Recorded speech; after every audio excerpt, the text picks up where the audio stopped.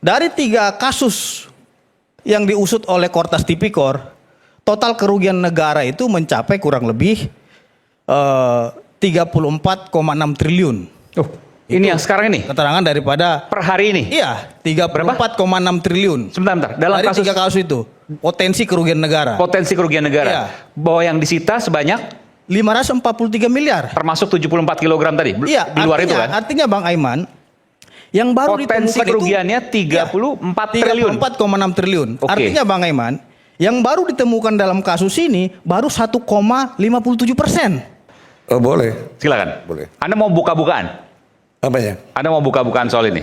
Insya Allah. Pak Mitra. Insya Allah. Oke. Jadi gini, Silakan. saya menambahkan ya apa yang disampaikan. Motif oleh- lain, saya tertarik dengan kata itu.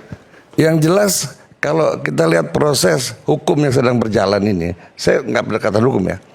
Ini tentunya ada sesuatu gitu loh.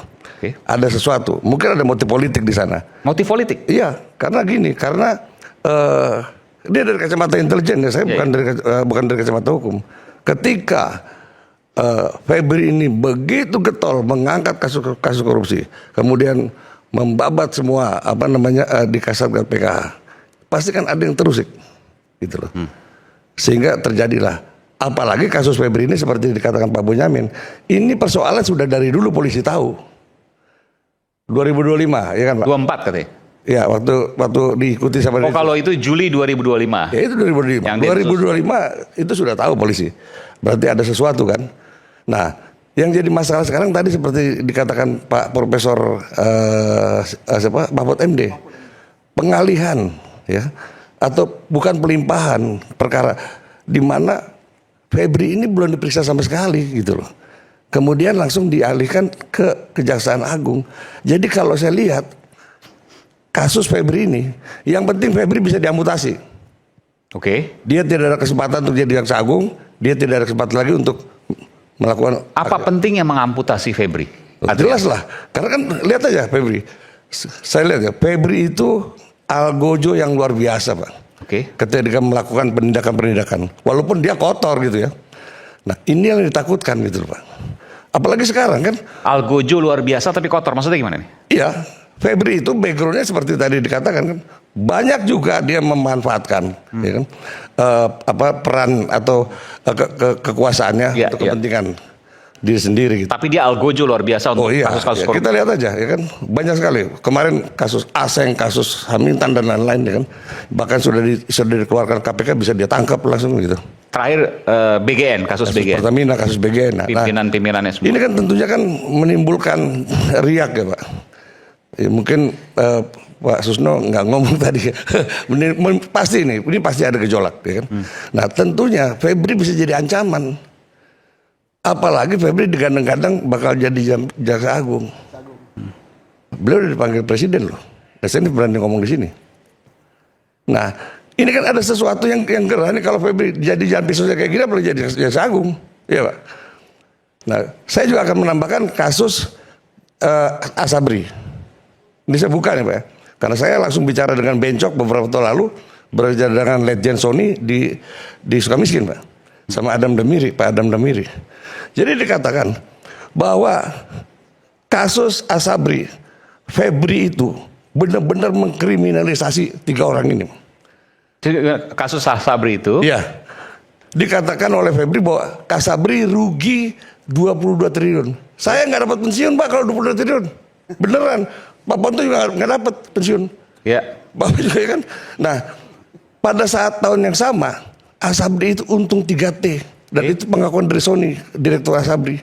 Gitu, Pak. Nah, sebenarnya Artinya berbalik dari rugi ke untung. iya. Dikatakan oleh Febri rugi. Oh, oke. Nah. Padahal faktanya untung. Ya. Faktanya siapa yang ngemplang di Asabri? Ya. Adalah perusahaan Lipo dan Erlangga. Siapa yang melakukan ngemplang di Jiwasraya? Bakri Group. Dan itu saya berdasarkan fakta, pengakuan daripada mereka. Tapi Anda menyebut ini punya konsekuensi. Oh punya, berani saya, nggak takut saya. Karena semua ini berdasarkan pengakuan Bencok, Pak Sony, ya. Dan dia siap untuk dikonfirmasi karena dia merasa sangat dikriminalisasi. Bayangin mereka 18 tahun seumur hidup. Hukumannya seumur hidup. Iya. Dan bencok. Nah, apa kaitannya dengan FA, dengan Febri Adriansyah? Ya dia kan sekarang itunya, penyidiknya. Jadi ini serangan balik maksud Anda? Iya enggak, bukan serangan balik. Tapi kalau serangan balik dari kejadian kan ini nggak ada kaitan dengan orang-orang tadi, sulit untuk dibuktikan. Iya, Tapi bukan. jangan kemudian kita fitnah ini. Bukan fitnah, ya kan? Tadi keterangan dari Pak Bonyamin, ini kan ada kaitan ke Asabri. Artinya saya tambahkan kasus Asabri yang terkait dengan Febri gitu loh. Iya, dan ini fakta saya bicara, bisa dikonfirmasi. Tapi kan spekulasi, artinya Bukan spekulasi. kalau ada bukti bahwa mereka ini punya aksi serangan balik, oke. Tapi kan nggak ada buktinya. Bukan saya nggak bisa serangan balik. Ketika polisi menggerebek rumahnya Febri, kemudian muncul kan Pak persoalan Asabri di situ. Nah, dari situlah akhirnya kita lihat bagaimana peran Febri pada saat persoalan Asabri gitu loh. Itu sangat-sangat saya bilang kejam sekali udah. Itu aja. Ada banyak musuhnya FA di situ. Ya Dalam jelas lah Pak. Ya kalau misalnya mereka Ya meskipun begini, untuk membuktikan bahwa iya musuhnya banyak, betul pasti yang namanya Algojo koruptor gitu kan. Iya. Tapi bahwa apakah koruptor itu melakukan serangan balik kan harus ada bukti. Oh enggak, saya enggak bicara serangan balik koruptor. Saya menambahkan yang Pak Bonyamin katakan tadi bahwa Febri itu ada kasusnya di Asabri kan Pak? Ya kan ada. Nah, saya tambahkan nih persoalan Febri di Asabri gitu loh. Bukan saya bilang ada serangan koruptor, saya nggak bicara. Ini gambaran aja maksudnya. Iya. Oke. Nah, kemudian kalau saya lihat dari proses hukum tadi ya, kemungkinan besar Febri akan lakukan Pra-peradilan. ya kan? Karena memang Dan kemungkinan akan bebas. saya nggak tahu persis, tapi yang jelas dia akan lakukan pra-peradilan. Nah, kemudian karena gini, lihat dari proses yang hukum yang sudah berjalan, ini sasarannya cuma Febri. Saya tidak melihat ada upaya Sasaran cuma Febri ya, Adriansyah. bagaimana mengamputasi Febri, gitu. Karena gini, saya tidak melihat ada upaya penegakan hukum dalam rangka pemberantasan korupsi. Kalau misalnya polisi kemarin tadi Pak, betul-betul mau memberantas korupsi, ditangani langsung. Ini akan membuka semuanya, karena ini harapan publik. Tapi tiba-tiba diserahkan ke kejaksaan coba. Polisi lepas. Ini kan satu persoalan.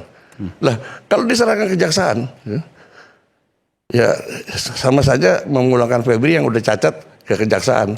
Ya udah nggak perlu lagi. Jadi ini targetnya bagaimana Febri bisa diamputasi. Hanya Febri. Iya. Itu dari analisa intelijen Pak ya, bukan bicara hukum. Iya. Ya jadi sampai di situ kalau menurut saya. Nah, tadi kalau bicara kunci mengunci, ya kalau di Intel itu semudah membalik telapak tangan Pak, ada sekolahannya. Jadi berbagai macam kunci apa segala macam. Berangkas tadi. Iya, apalagi berangkas. Berangkas paling gampang. Berangkas paling gampang. Iya, ketimbang kunci motor. Penggalangan tadi utama Iya. yang dilakukan. Oke, ada komentar soal itu silakan Bung Mitra. Baik, terima kasih Jadi Bang Arman. ngeri-ngeri sedap apa yang disampaikan oleh Bung Ya, Febri saya ingin Adriansyah. menanggapi. Yang Meskipun pertama, soal kebenarannya saya sendiri ya, apa terlalu jauh untuk kemudian berspekulasi. saya kira keterangan Jangan sampai daripada acara ini menjadi fitnah. Iya. Saya kira yang disampaikan oleh Bang Sri itu keliru. Karena apa? Kalau memang sasarannya hanya Febri, hari ini kita lihat tersangkanya ada 2. Jadi kalau dibilang Febri ini adalah Algojo, pertanyaannya kenapa dia mengkhianati rakyat? Kalau dibilang banyak musuh-musuhnya, kalau dia bersih, rakyat akan bersama-sama dia. Tapi persoalannya dia hianati amanah yang diberikan rakyat kepada dia untuk memberantas korupsi. Saya nggak bilang Febri bersih Pak. Itu aja. Iya, artinya Algojo banyak yang ingin memusuhi dia, kan begitu? Ya nggak Algojo dalam arti kata. Iya, terlepaslah dia Algojo, tukang bantai dan lain-lain, tapi dia sendiri nggak bersih, kan begitu? Ya, memang nggak ada yang bilang dia bersih. Iya. Tapi dia artinya- banyak musuhnya menurut Pak Sri itu. Ya jelas lah. Oke. Artinya kita sepakat bahwasanya EPA ini telah mengkhianati presiden dengan dia melakukan tindakan-tindakan yang mengkhianati rakyat. Bang Aiman, yang pertama saya ingin mengapresiasi Kortas Tipikor ya. Ini sebenarnya kasus ini dari 8 Mei 2024. Oke. Ya. 2 tahun persis itu. Iya, sudah tahun lebih diikuti bahkan. dan sudah dimonitor terus, kan begitu. Jadi ini kasus diselidiki juga, dari 8 Mei 2024. iya, jadi kasus ini, Anda punya data valid soal itu ya? iya, jadi kasus ini nggak segampang apa yang kita pikirkan. Jadi Kortas Tipikor juga sangat hati-hati betul dalam menangani kasus ini. Oke. Karena apa? Karena di sini yang ingin ditelusuri itu dalam 3 kasus besar itu ada keterlibatan daripada aparat penegak hukum, seorang ahli hukum, kan begitu.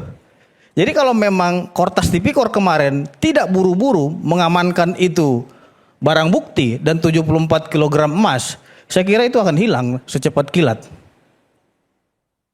Makanya mereka ini mengawasi dan memonitor kasus ini sudah 2 tahun lebih. Itu harus kita apresiasi kinerja luar biasa daripada penyidik Kortas Tipikor dan bekerja sama dengan Polda Metro Jaya.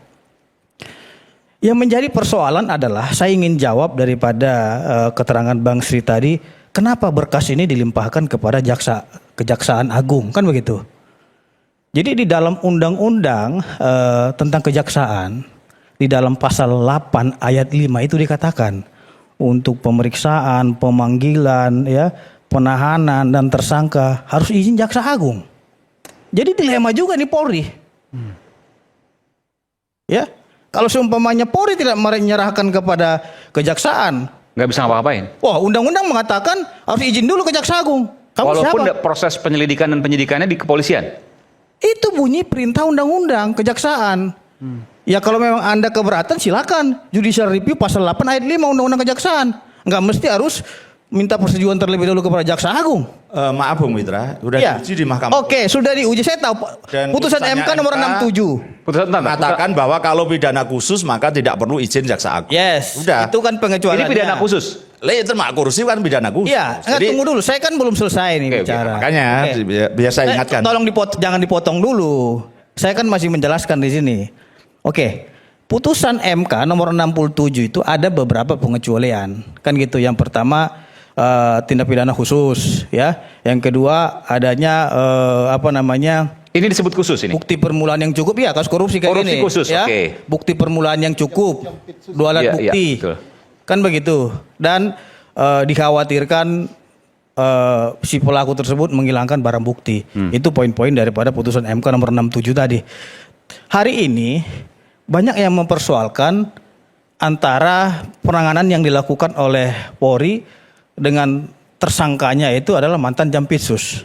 Orang menganggapan bahwasannya ini adalah perang bintang dan ini perang institusi.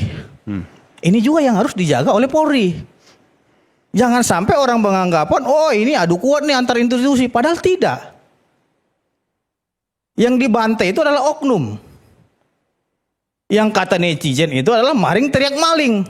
Artinya dia memberantas korupsi padahal yang bersangkutan juga melakukan perbuatan tercela. Bagaimana didukung rakyat seperti itu? Kalau dia bersih, rakyat pasti akan mendukung dia 100%. Nggak usah dia takut musuh dia siapapun, mau koruptor dan lain-lain, pasti dukung rakyat. Dan saya yakin Pak Prabowo telah mengetahui ya langkah-langkah yang dilakukan oleh Kortas Tipikor ini. Dan Pak Prabowo juga saya kira ini sangat kaget sekali ketika ditemukan uang dengan total 543 miliar. Bang Aiman, dari 3 kasus yang diusut oleh Kortas Tipikor, total kerugian negara itu mencapai kurang lebih 34,6 triliun. Oh, ini yang sekarang ini. Keterangan daripada Per hari ini. iya 34,6 triliun. Sebentar. Dalam Dari kasus 3 kasus itu potensi kerugian negara. potensi kerugian negara. Iya. Bahwa yang disita sebanyak 543 miliar. termasuk 74 kg tadi. Iya, Di luar artinya, itu kan. Artinya Bang Aiman, yang baru Potensi ditemukan kerugiannya itu 34 triliun. 34,6 triliun. Oke. Artinya Bang Aiman, yang baru ditemukan dalam kasus ini baru 1,57%. 98,sekian% lagi sebesar 34,057 triliun itu belum ditemukan. Ini bagaimana nasib dan statusnya? Gitu loh. Jadi saya juga di sini membuat diagram praduga tak bersalah. Mungkin bisa ditampilkan dulu Oke, nih. silakan. Ya, ini diagram praduga tak bersalah. Sambil kita putarkan. Mungkin bisa diputar dulu. Oke. Ini yang petisi Ali buat. Oke, soal apa ini? Ini soal bagaimana Oh, kasus mereka ini? melakukan suatu perbuatan berdasarkan pendapat dan pandangan petisi ahli. Oke? Ya. Kita Ini kasus telah ini ya, memetakan FA ini di Febri sini Adriansyah. Ada, saya tidak menyebut nama dulu ya, karena ini temuan kita. Di sini ada FH, Ini eksklusif nih? NH, Bung Pitra, ini PR. belum pernah diungkapkan sebelumnya? Belum, baru Eksklusif, di oke. rakyat bersuara. Dan ada lagi nanti lebih eksklusif lagi surat dari seseorang kepada Oke. rakyat bersuara. Dan ini nanti akan saya bacakan Nanti di segmen Ya. berikutnya, oke. Jadi